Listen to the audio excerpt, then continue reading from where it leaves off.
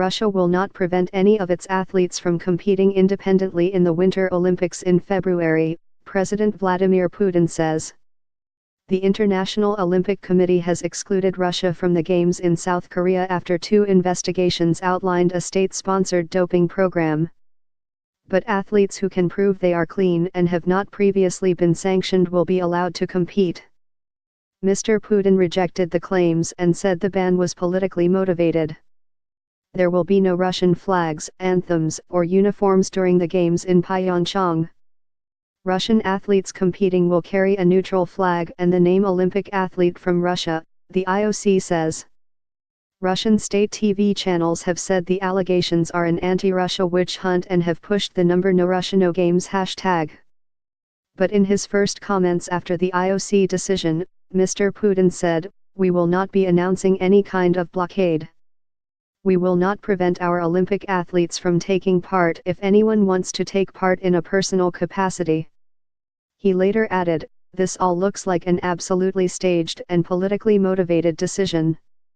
Earlier, Kremlin spokesman Dmitry Peskov said the situation was serious and required deep analysis, but he called for Russians to avoid an emotional response.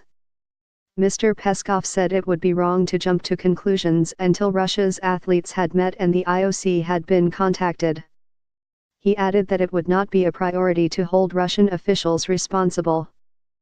A member of the Russian parliament, Valery Rashkin, has filed a lawsuit against former sports minister Vitaly Mutko over the row.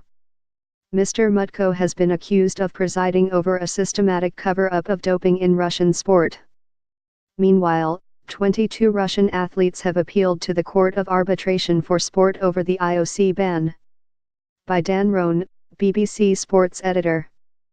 President Putin's decision will come as a major relief to the IOC, avoiding the first major boycott of a Games since 1984. But some critics will suspect that this is evidence of a behind-doors deal struck with the Russians. Although the country has suffered a humiliating ban, their competitors will be called Olympic athletes from Russia as opposed to neutral athletes, ensuring the country does at least have a presence in Pyeongchang. The national flag could even be flown at the closing ceremony. Furthermore, IOC President Thomas Bach has suggested that after the Winter Olympics a line will be drawn under the crisis, allowing Russia to move on. These concessions may have been crucial in Mr. Putin's decision, and are sure to lead to suspicions that the IOC was too lenient given the scale of cheating. In 2016, a report by lawyer Richard McLaren said that more than 1,000 Russians, including Olympic medalists, had benefited from a state-sponsored doping program between 2011 and 2015. The IOC announcement on Tuesday followed a second investigation, the Schmid report, which found evidence of the systemic manipulation of the anti-doping rules and system, despite repeated Russian denials.